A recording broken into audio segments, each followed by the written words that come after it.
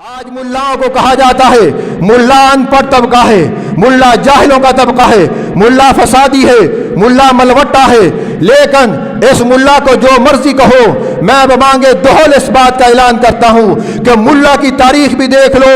آج دنیا والے جو آج دنیا کی ذمہ داریاں لے ہوئے ہیں، ان کی تاریخ بھی دیکھو کہ روشن تاریخ ملا کی ہے یا ان لوگوں کی جنہوں نے اللہ کے دین کو چھوڑ کر کچھ اور علوم پڑھ کر اس دنیا کی باغ ڈور کو سنبھالا ہے۔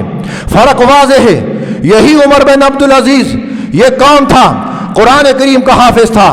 مسجد کی امامت کیا کرتا تھا، مسلمانوں کا خلیفہ تھا، مسلمانوں کا عادل حکمران تھا، قرآن پڑھتا تھا، قرآن پڑھاتا تھا، علوم نبوت کا وارث تھا۔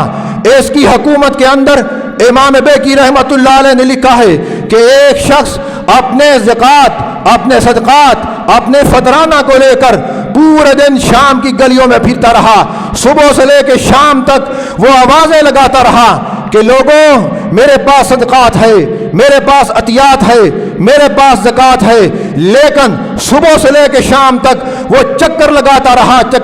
رہا، لیکن شام تک اس کو پورے شام کے اندر ایک ایسا فرد نظر نہ آیا کہ جو زکوٰۃ کا مستحق ہو، جو عطیات کا مستحق ہو، جو فطرانے کا مستحق ہو۔ یہ ہے مسلمانوں کی روشن تاریخ۔ اور آج ان لوگوں کی تاریخ کو بھی دیکھو جنہوں نے قرآن کو پس پشت ڈالا اور قرآن کے بارے میں یہ عقیدہ بنایا قرآن صرف ایک پڑھنے کے لیے ہے اور باقی دنیا کے زندگی کے جتنے معاملات ہیں قرآن کو اس سے خارج کر دیا گیا۔ آج نتیجہ یہ نکلا کہ سود کی لعنت ہمارے اوپر مسلط کر دی گئی، جس لعنت کو کائنات کے تاجدار نے آج سے 1400 سال پہلے اس سودی نظام کو مدینہ کی بستی میں اس طرح شکست دی تھی اور مدینہ کی وادی میں اس کو ایسے دفن کر دیا تھا۔ اور مسلمانوں کے اندر جس وقت غیر سودی معیشت آئی، مسلمانوں کی تاریخ کے اندر ایک شخص بھی ایسی نشاندہی نہیں کی جا سکتی جو بھیکاری ہو۔ آج بڑے بڑے ذمہ داروں نے جب دنیا کو چلانے کی ذمہ داری لی اور ہماری قوم کو سودی لعنت میں جکڑ دیا، اور بھپتی یہ کسی جاتی ہے کہ اہل دین اور ملا یہ ہماری قوم کو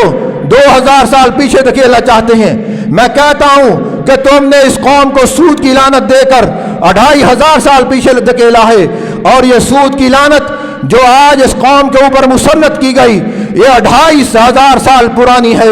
اور اس 2500 سال پرانی معیشت جو سود پر مبنی تھی، کائنات کے تاجدار نے سب سے پہلے اپنی حکومت سنبھالنے کے بعد اعلان کیا تھا کہ لوگوں سن لو، آج کے بعد میں سود کا خاتمے کا اعلان کرتا ہوں۔ اور اس وقت سے یہ مسلمانوں کے اندر ایسی ترتیب چلی کہ آج تک جب تک مسلمانوں میں قرآن کا نظام رہا، پیغمبر کے حدیث کا نظام رہا، مسلمانوں کی تاریخ میں ایک شخص بھی ایسا نہیں جو بھیکاری ہو اور ہاتھ پھیلانے والا ہو۔